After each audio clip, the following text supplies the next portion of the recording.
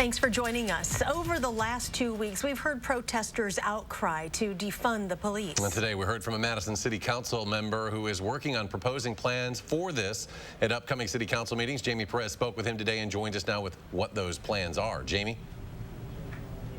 Right, so these plans are coming from the newest and youngest member of City Council, Max Prestigiacomo. Now, usually when we hear the term defunding police, it's pretty vague, right? Well, he actually laid out exactly what he envisions for Madison in the long term.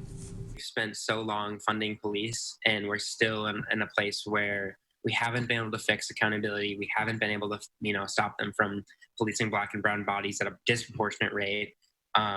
We need to go a different route. 18-year-old Max Prestigiacomo is the first council member to show public support of defunding the police. He said the solution isn't to immediately fire hundreds of officers in the middle of this global pandemic, but eventually get us to the point where we don't need police officers by first tackling what he believes is the root of the problem. Crime in our society is often a symptom of larger, broader political or societal struggles that are happening. And it's usually because people's basic needs aren't being met. He said he wants to reinvest in affordable housing, education, healthcare, violence prevention programs, and social services. The budget hasn't been announced yet, so right now there's no specific amount that he could give me of how much money could be reallocated. But he said eventually the idea is to dismantle and abolish our local police department and solely rely on the sheriff's department or the National Guard in case they're needed.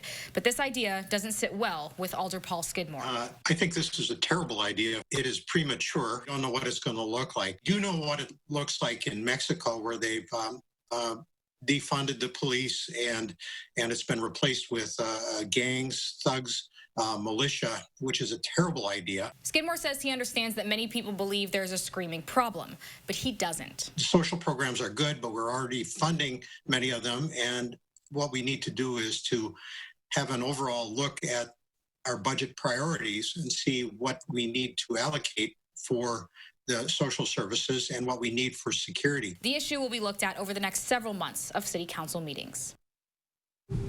And council members will obviously have to work with the mayor to make any of these changes happen in the future. And this is obviously not a one-and-done conversation. Max said that he will present several pieces of legislation to council over the next several months. Jamie Perez live tonight. Jamie, thank you.